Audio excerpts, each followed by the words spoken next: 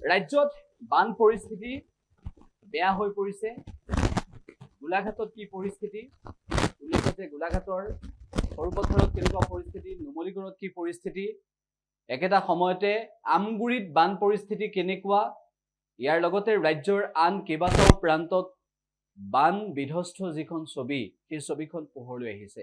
বানপীড়িতই কি ক'ব বিচাৰিছে আজিৰ দিনটোত, প্ৰশাসন তথা ৰাজ্য চৰকাৰ তথা বিভাগীয় কৰ্তৃপক্ষৰ তৰফৰ পৰা সাহায্য দিছে নে নাই, এই বিষয়বোৰক লৈ বান পীড়িত ৰাইজে কি কয় সেয়াও শুনাব বিচাৰিছো।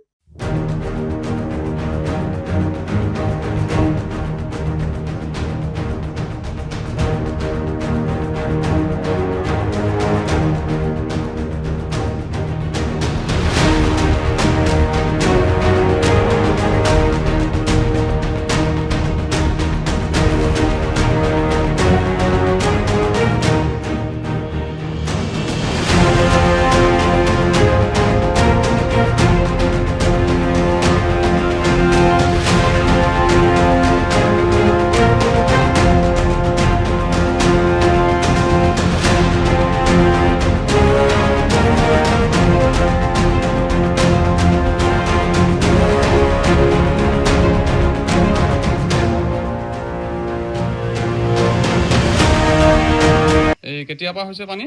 কালিৰ পৰা উঠিছে পানী। কালি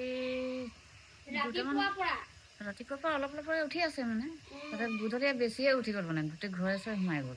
এতিয়া ইয়াত কেই ঘৰ আছে আপোনালোকৰ? আমাৰ ইয়াত 3 ঘৰে সোমাইছো ইয়াত। আপোনাৰ 3 ঘৰ গোটেই ঘৰে ঘৰ ডুবি গৈছে? বাকী ঘৰত গাহৰি আছে, ছাগলী আছে, হাঁহ মুৰ্গী চবেই আছে। পাৰ কৰিলে চব আনিলে। ইতিমধ্যে আপোনালোকে সম্ভৱ অৱগত হৈছে যে আমাৰ যিখন কেন্দুগুৰি গাঁৱৰ যিখন যে চুইচ গেট আছিলে, এই গেটখন ইতিমধ্যে ভাং খালে, আৰু ভাং খোৱাৰ ফলত আধা ঘণ্টা 1 ঘণ্টাৰ ভিতৰত এই পানীৰ সৃষ্টি হৈছে।